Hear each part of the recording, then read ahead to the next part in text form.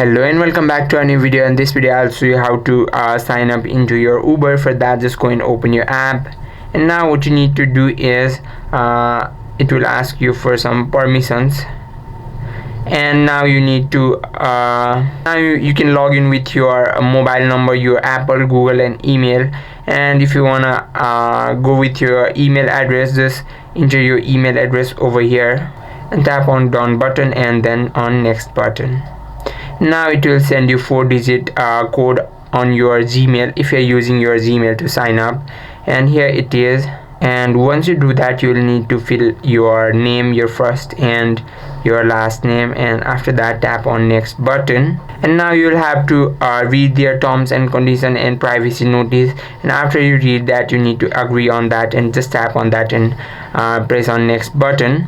And now it will ask you how you want to secure your account with your phone or your passkey. I'll just select my passkey, and it will scan my face ID for that, and after that it will ask you to ask